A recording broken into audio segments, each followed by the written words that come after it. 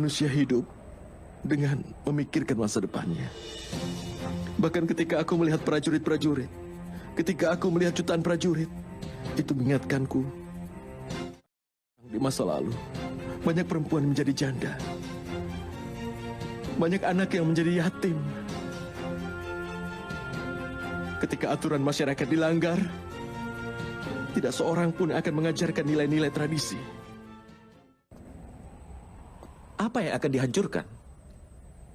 Jika sebuah pohon kehilangan beberapa daunnya atau tumbuh yang baru, itu tidak dapat dianggap sebagai sebuah alasan untuk suka ataupun duka.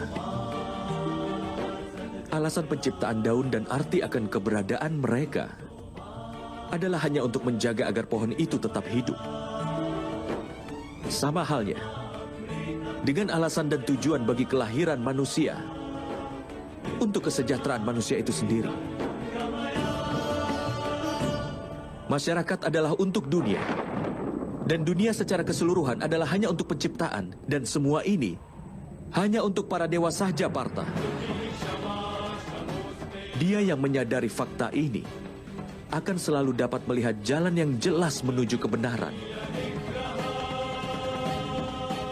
Ya, Partha, tapi ingatlah ini juga, bahwa tradisi yang baru juga akan terbentuk. Tradisi lama telah tercemar dengan racun.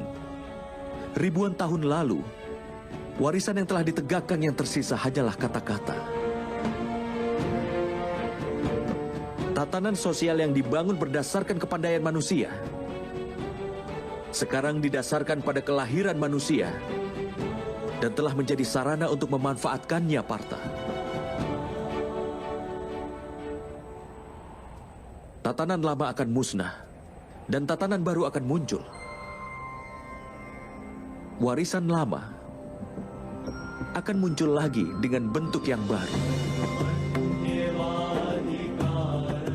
Sama seperti sebelum turunnya hujan, bahkan awan memenuhi langit dan tampak seperti noda, dan daratan yang berserakan dengan bunga tampak seperti noda. Keadaan itu hampir sama dengan hari ini.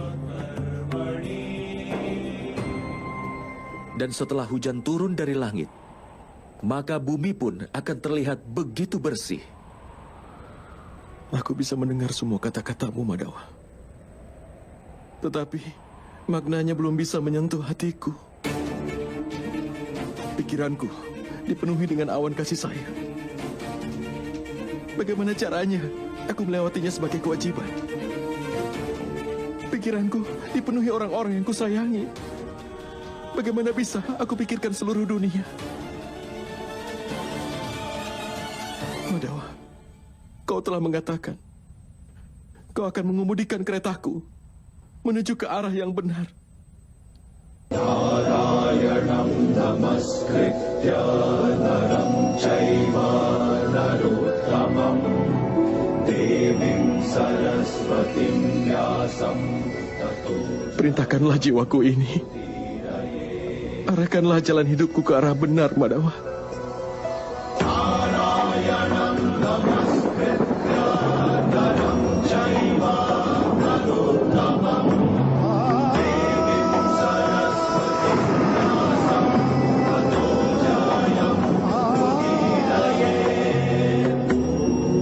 Setelah mengetahui semua itu, akankah aku dapat mengatasi kelemahanku?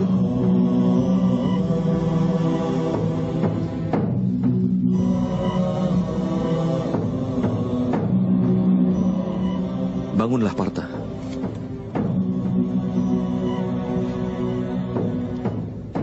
Sekarang dengarlah. Memahami rahasia kehidupan berarti juga memahami bentuk nyata dari penciptaan itu sendiri. Memasukkan kepalan tanganmu ke dalam arus sungai Gangga, kau tidak akan mendapatkan apa-apa. Tetapi jika kau membuka telapak tanganmu di arus sungai Gangga, maka air suci Gangga akan dapat dinaikkan hingga ke kepala. Pikirkanlah, Partha. Apakah kepalan tangan keangkuhan? atau sebuah tangan yang terbuka dari pengorbanan? Dapatkah kau memahami pengetahuan ini? Apakah itu kepalan tangan keangkuhan atau tangan terbuka dari pengorbanan yang telah kau pikirkan? Dapatkah kau memahami pengetahuan ini?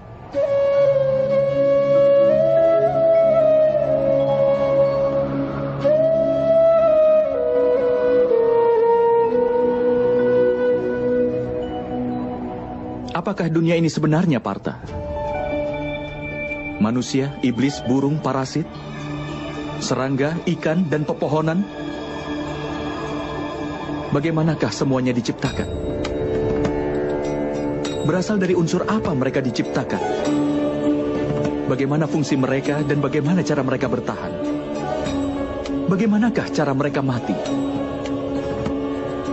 Dan apa yang akan terjadi setelah semua itu mati?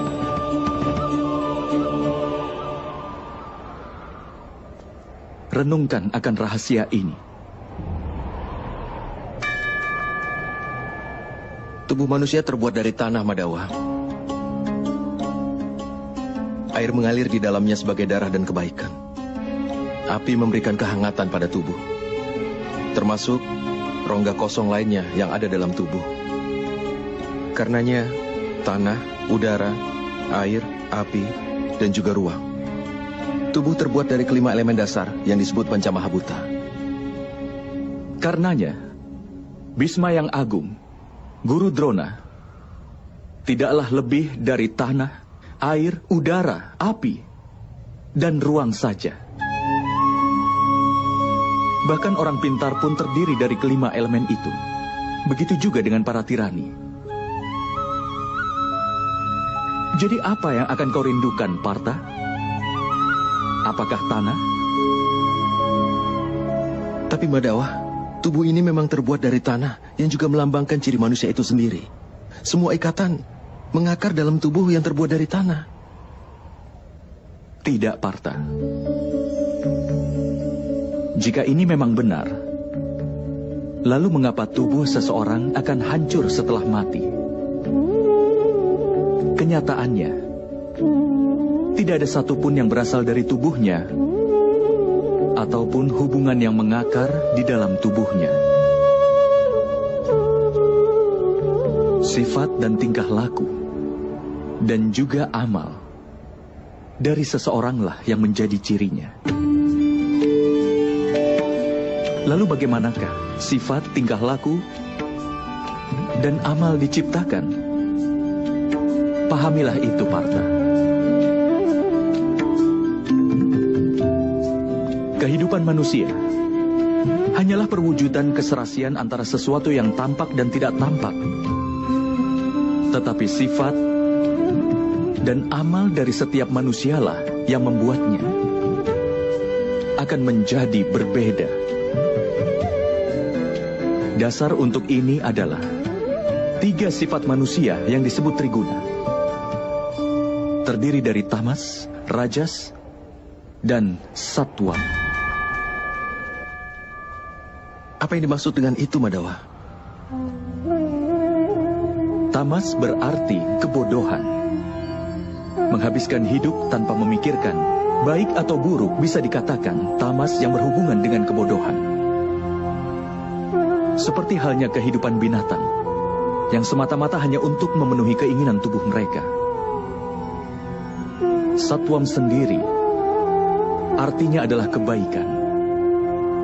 Ketika seseorang dalam situasi tertentu memikirkan keadilan, kebenaran, dan tradisi sebelum melakukan sesuatu, maka dia disebut sebagai satwam yang berhubungan dengan kebaikan.